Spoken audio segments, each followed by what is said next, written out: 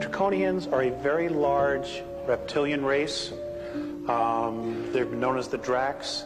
There is a royal line of the draconian reptilian race, and they're called the Seacar.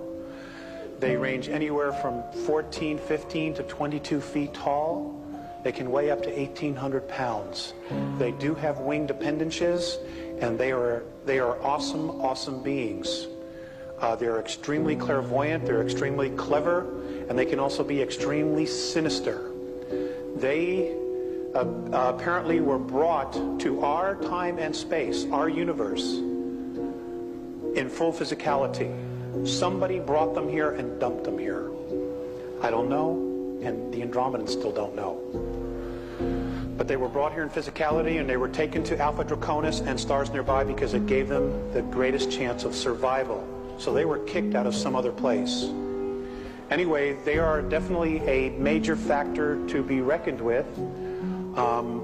They, for the most part, are service to self. They do not care for the human race because when they were dumped here, they were told that this was theirs to command. So whoever did this really screwed up. And they still have this mindset. They were one of the first to chart our solar system. In fact, they were the first of the ET races to actually put their flag on it and say it's theirs. Apparently, some of them still have the attitude that everything on it, in it, still belongs to them. And I understand that some of them have been coming back, and more will be coming back. Now, it's going to get real interesting, folks. I can't begin to tell you how interesting it's going to get. They apparently they have had space travel for 3 billion years. They are a remarkable race. They really are. But they have an attitude. And a lot of human races in our galaxy and outside our galaxy have had problems with them. And you know, I don't want to say that all of them are like that, but that's really all that I've heard from the Andromedans. They've had major problems, as all the other races have. They are definitely reptilian. They look like velociraptors, except they're like 22 feet. And they're smart, they're intelligent, they can build. They're just very, very different from us. They apparently attacked Lyra, or came across human colonies in Lyra. Now, the human race was not created in Lyra, okay? It was brought there to survive. And again, the Lyra, from what the Andromedans have told me, for some reason, once they go back approximately 427 million years, they just don't know what else is there. For some reason, there's no history beyond that, even though the physicality is there. So I don't know if it's being blocked from a higher level or what. They don't even know.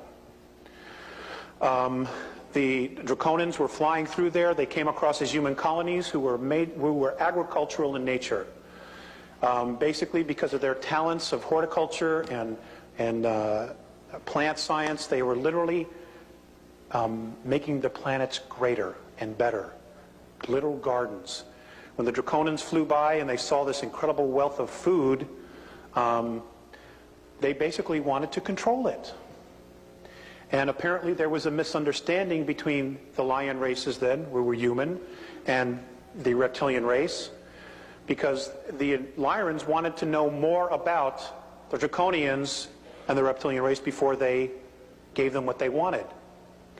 And apparently the Draconians misunderstood it and literally went back and then attacked the planets and killed a lot of people, blew up 3 planets. And the Lyrians were literally forced to migrate and scatter into different parts of our galaxy. So it did in a way facilitate colonization. And I wrestle with whether the Draconians were planted here specifically to force us to evolve, or if there's some other agenda here. I simply don't know that. But that's basically what I know. I do know that not only them, but other reptilian races that are descended from them, also the Draconians, the reptilian races, are master geneticists. And I'm told that most of the dinosaurs and many other life forms that were on Earth were brought here then. Also on Mars. Apparently Mars was very much like the Earth at one time. And they came to Mars first. That's literally where our human form was created, by the way. Was on Mars. That's where the primate and the human genes were brought together. Was on Mars. And then we were brought here to work as slaves in the mines. Okay? So we're still working for a paycheck. And they enjoy human flesh, and they enjoy children mostly for two reasons. One, they don't have the pollutants, the caffeine, the nicotine, and things of that, all the processed foods that the adults have. And two, when they're put into a state of fear, their energy field and their adrenaline just explodes, and they get a rush from it. You know,